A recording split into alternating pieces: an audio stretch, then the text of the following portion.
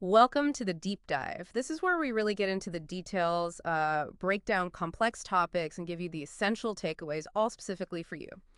Today, we've got a really focused mission, especially with your final exams coming up. We're doing a deep dive into the fundamentals of parasitology. Yeah, the idea is to pull together and, clarify all those core concepts from your course materials. Think of it as a clear, structured review. We'll try to make even the really dense stuff engaging, point out the key facts, those aha moments, so you don't feel overwhelmed. We've gone through a whole stack of your course documents, definitions, life cycles, host parasite stuff, how they work, diagnosis, prevention, the works. Let's dive in. All right, let's unpack this. To really get a handle on parasitology, we have to start right at the beginning. What exactly is this science about? Why a whole field for it? Right. So parasitology, it's the science that focuses on studying parasites, Right. their shape, their biology, all that. And it also covers the diseases they cause. We call those parasitosis, plus how we diagnose them, treat them, and importantly, how we prevent them. It bridges biology, medicine, public health. It's quite broad. Okay, so at its core, it's about this really unique relationship, often a tricky one, between the parasite and its host. What defines that dynamic? How is it different from, say, other ways organisms interact? That's really the heart of it. A parasite is a living thing, could be an animal, could be a plant that lives for some or all of its life at the expense of another organism. That other organism is the host. And the key thing here is that only the parasite benefits. It actually causes some kind of nuisance or harm to the host. The host, well, it's the one providing the home, the biotope, and maybe nutrients too. It's definitely a one-sided relationship. Makes sense. But, there are tons of interactions in nature. How do we specifically draw the line for parasitism? How is it different from relationships where maybe they just live together or even help each other? Yeah, that's a crucial distinction, especially for exams. We set parasitism apart from three main types. First, there's saprophytism. That's when an organism feeds on dead, decaying stuff in the environment. It doesn't harm a living host. Think fungi on a dead log. Then you have commensalism. This is more like mutual indifference. Neither organism really benefits or gets harmed by the other living there, like some bacteria on our skin. And finally, symbiosis. That's where both organisms actually benefit from being together. It's a win-win. So parasitism really stands out because of that one-sided benefit and the harm to the host. Okay, that clears things up. But what about those organisms that kind of blur the lines, the ones that only become parasitic when the situation is right, like they're waiting for a chance? Oh, yeah, you're talking about the opportunist. That's an organism, maybe normally a commensal or a saprophyte, something usually harmless that can become parasitic and cause disease if the host's immune system is weakened, if they become immunocompromised. A classic example, probably in your notes, is Cryptosporidium. In healthy people, maybe mild symptoms, maybe none. But in someone immunocompromised, it can cause really severe, even life-threatening diarrhea. Understanding these definitions precisely is, well, it's the foundation for everything else in parasitology.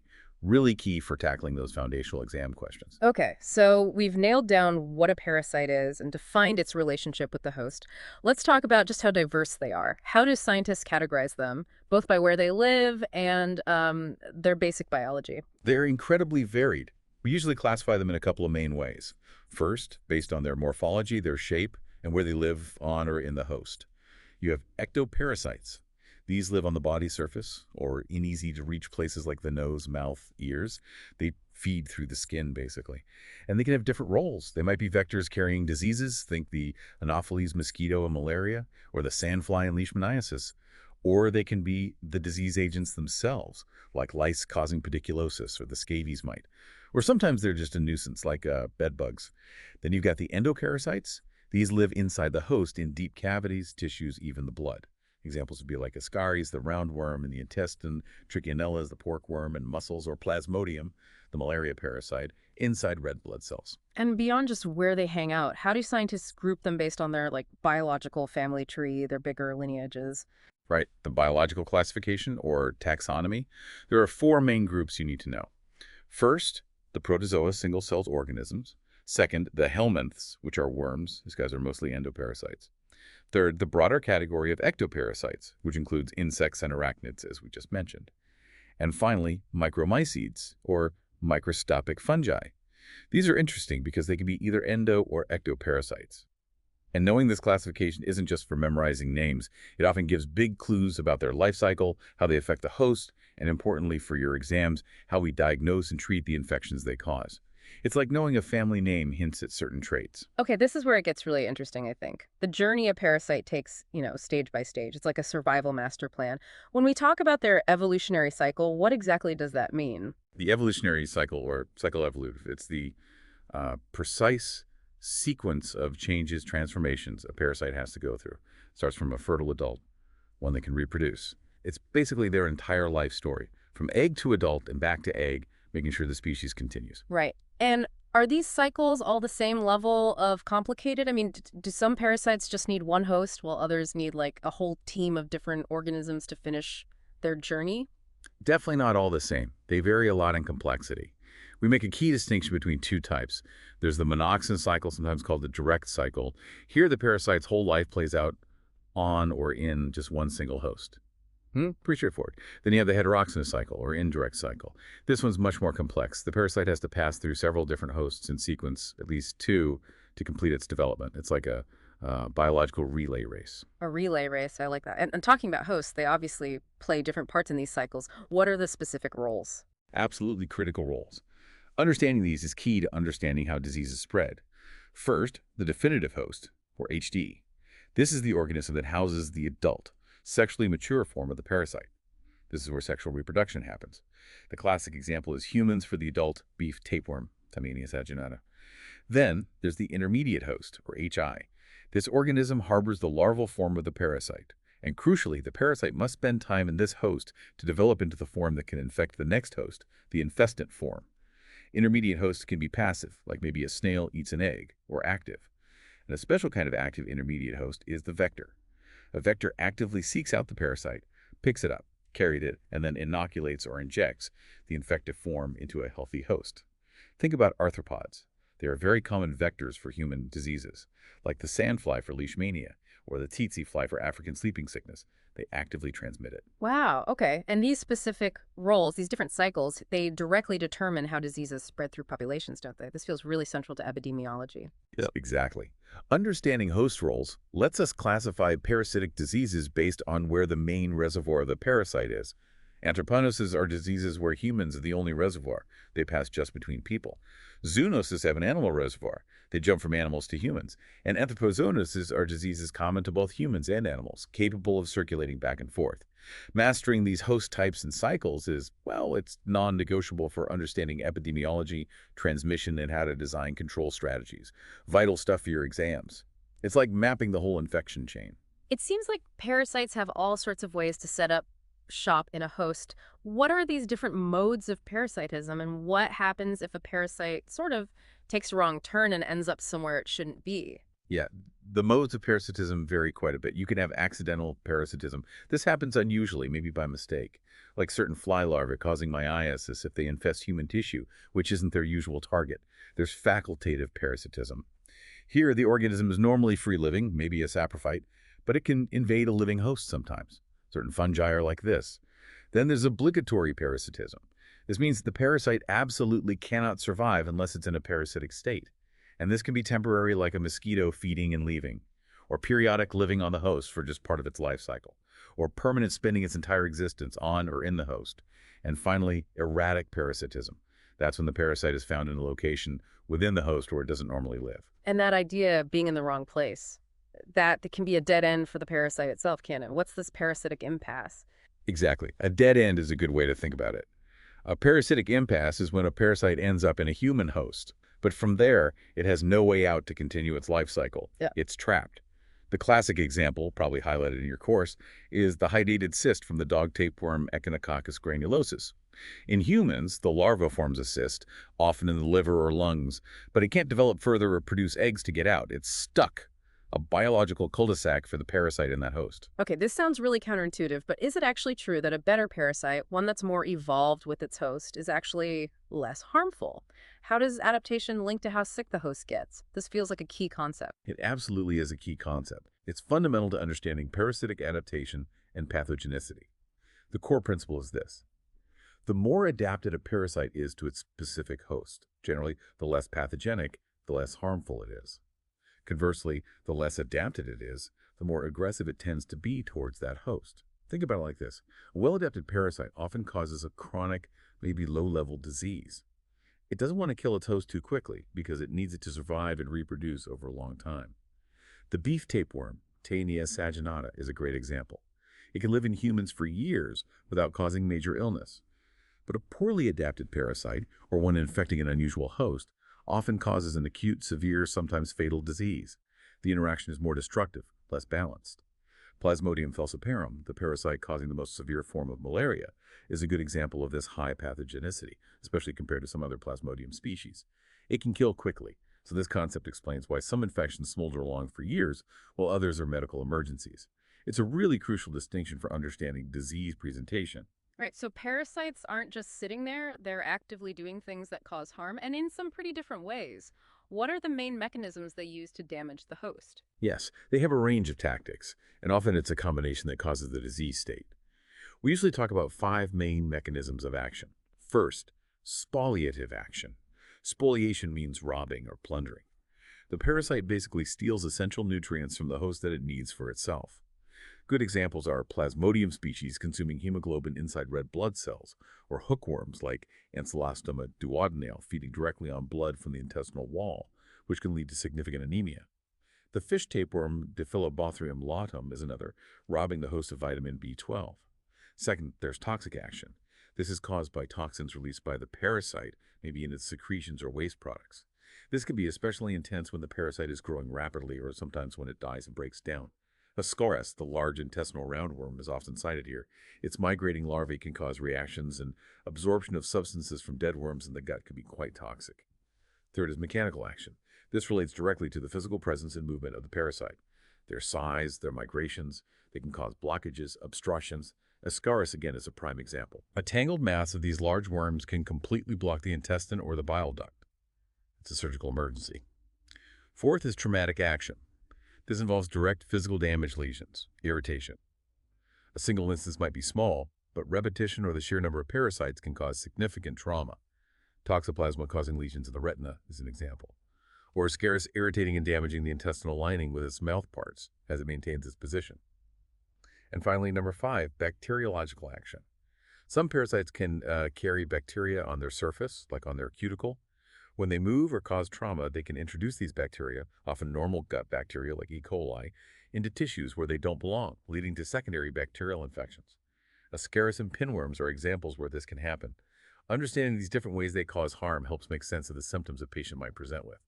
Really useful for clinical reasoning. Okay, so when someone actually gets sick from a parasite, there's usually a pattern to how the illness unfolds. How do we typically name these diseases, and what are the clinical stages we see? Right, the naming, the nomenclature is usually pretty straightforward. Generally, you take the genus name of the parasite and add the suffix "zoosis" or sometimes "iasis." So, infection with trypanosoma becomes trypanosomiasis. Infection with entamoeba, and amoeba, becomes amoebiasis or amoebiasis. Pretty logical. As to the progression, we typically recognize 3 distinct clinical phases in a parasitic disease. First is the incubation phase. This is the time between getting infected and the very first signs or symptoms appearing. It's silent. The parasite's there, but you don't feel sick yet. Next comes the invasion phase. This is also called the prepatent phase. During this time, the parasite is inside the host, maybe multiplying or migrating, but it hasn't externalized yet. This means there might not be obvious symptoms, or the parasite might not yet be detectable by standard diagnostic tests looking for eggs or cysts, for example. And finally, you have the state phase, also called the patent phase. This is when the parasite does externalize. The clinical signs and symptoms of the disease become clear, become manifest. This is usually when the person feels sick, fever, diarrhea, whatever the specific disease causes. And what about people who have the parasite but don't show any symptoms at all? That seems really important, especially for how diseases spread, right? Absolutely crucial concept. That's the healthy carrier or asymptomatic carrier. It's an individual who is infected, harbors the parasite, but doesn't show any clinical signs of the disease. They might still be shedding the parasite, potentially infecting others, even though they feel fine. This links back a bit to our discussion on opportunists, too. Someone might be a carrier and only get sick if their immunity drops later. Understanding these phases, incubation, invasion, patent, is fundamental for knowing how a disease progresses, when to test, and how to interpret clinical findings. Super important for your exams. Okay, let's trace the whole journey now. How do these parasites actually get into a host in the first place? And then, just as important for their survival and for us trying to stop them, how do they get out again to infect someone else or continue their cycle? Right, entry and exit. The modes of contamination, how they get in. A very, very common way is per osis, meaning oral transmission. This happens by eating or drinking something contaminated. Could be contaminated food, like undercooked meat with Taenia cysts.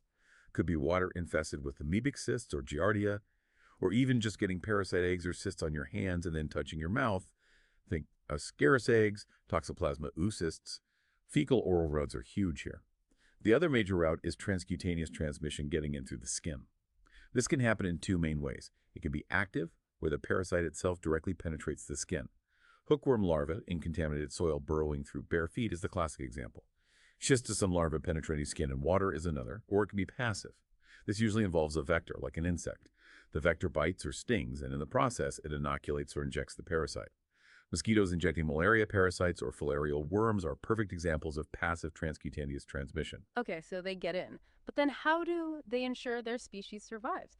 Their exit strategy seems vital for them, and knowing it is vital for us to control them. Absolutely. The exit routes are diverse, and understanding them is key for diagnostics because we often look for the parasite in these exit materials and for prophylaxis, breaking the chain of transmission. The most common is probably the digestive route. Parasite stages like helminth eggs, such as Ascaris eggs, or protozoan cysts like Entamoeba cysts, are passed out in the feces. Some use the urinary route. For example, the A's of the blood fluke, Cystosoma hematobium, are released into the bladder and excreted in urine. Then there's exit via a vector. The parasite gets picked up from the infected host's blood or tissues by a biting vector, which then carries it away. Malaria parasites being picked up by an Anopheles mosquito is the prime example. Less commonly, some parasites exit through cutaneous wounds. The guinea worm, Dracunculus meninensis, famously emerges through a painful skin blister, and sometimes parasites or their eggs can be coughed up in bronchial secretions, like the eggs of certain lung flukes. And just to reiterate that earlier point, sometimes for humans there is no exit route. That's the parasitic impasse again, like with hydatid cyst. The parasite is stuck. Knowing these exit routes is fundamental. If you know parasites exit in feces, you focus on sanitation. If it's via mosquitoes, you focus on mosquito control. It directly informs prevention. It's really striking, though. Why do some people, or even whole populations, get sick from parasites while others seem fine, even if they're exposed? What makes some individuals more susceptible? That's a great question. And it comes down to favoring factors, things that make infection or disease more likely. We can group these into general factors and individual factors. General factors are the big picture influences. Things like biogeography, simply where you live, matters hugely. Climatology, tropical climates often favor parasite survival. Geology can play a role, like soil types for hookworm. And anthropology is a big one. This covers lifestyle, diet, like eating raw fish or meat, religious practices, hygiene habits, and also the massive impact of things like natural disasters or wars, which disrupt sanitation and healthcare and increase exposure.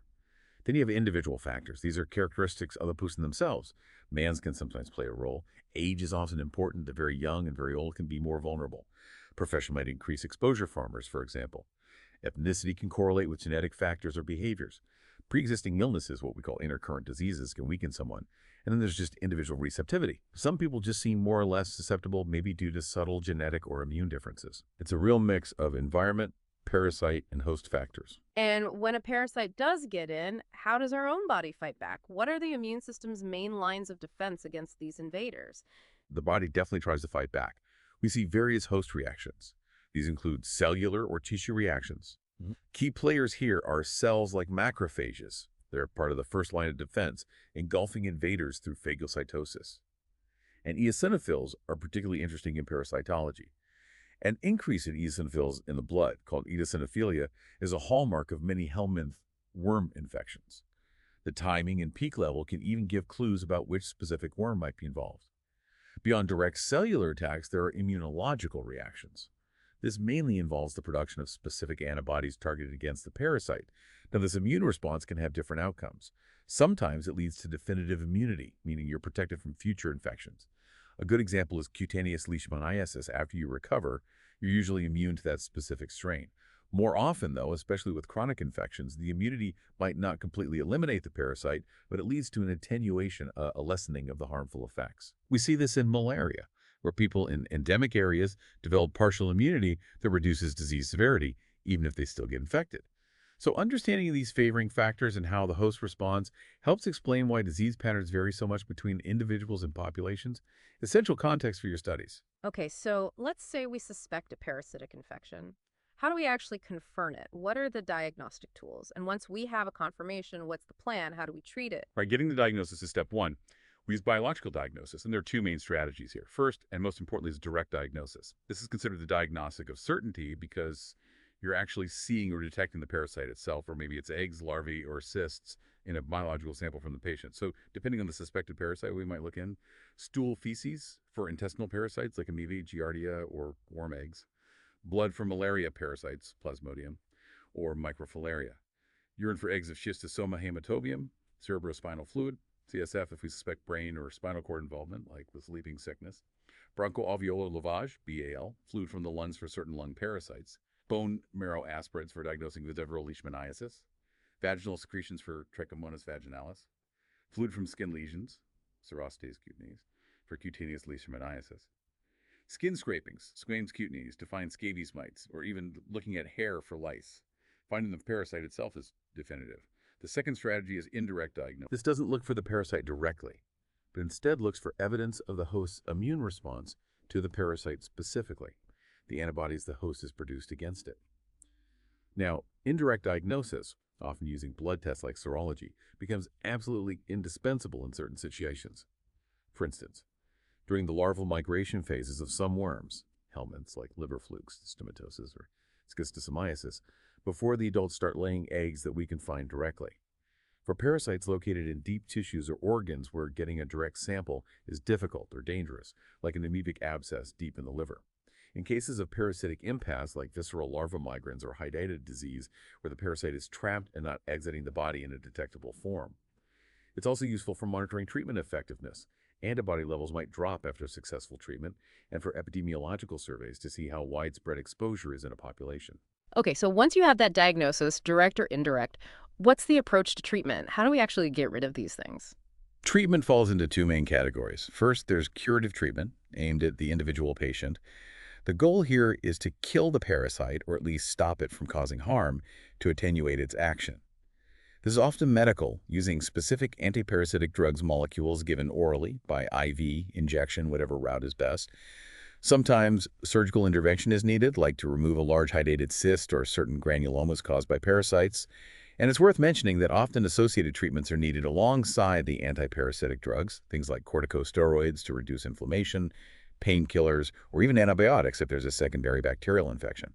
The second broad category is preventive treatment, or prophylaxis, which aims to stop infection from happening in the first place. We'll touch more on that next.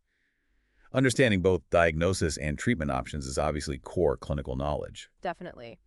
And that brings us to the final piece, which feels maybe the most important from a bigger perspective: prevention.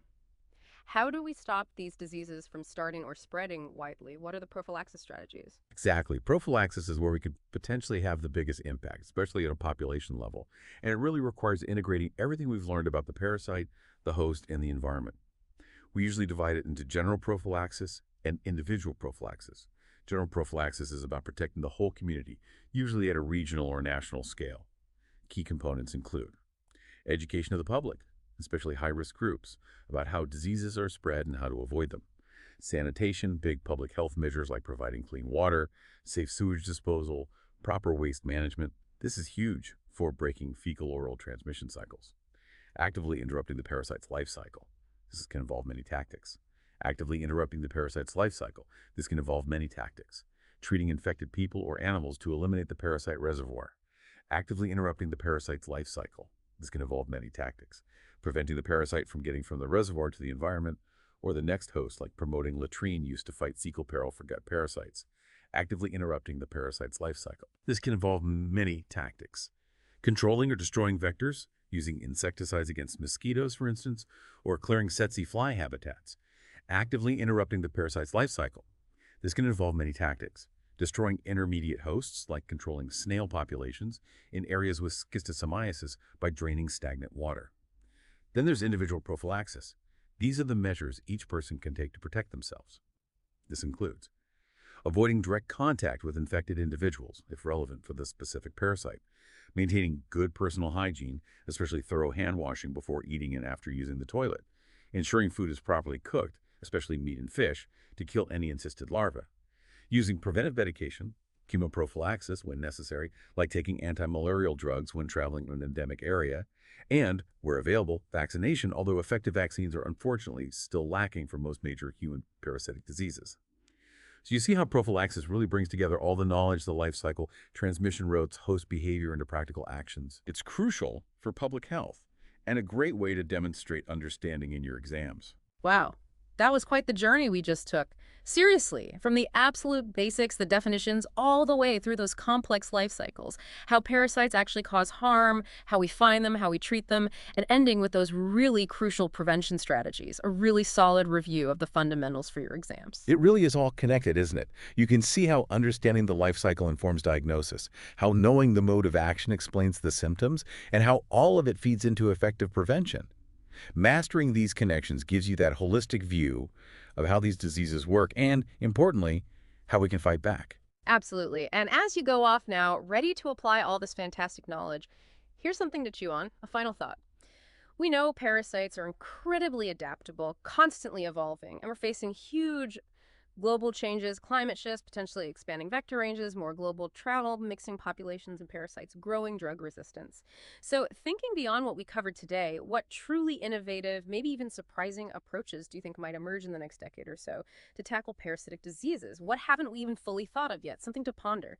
For now, go use this knowledge and absolutely ace those exams.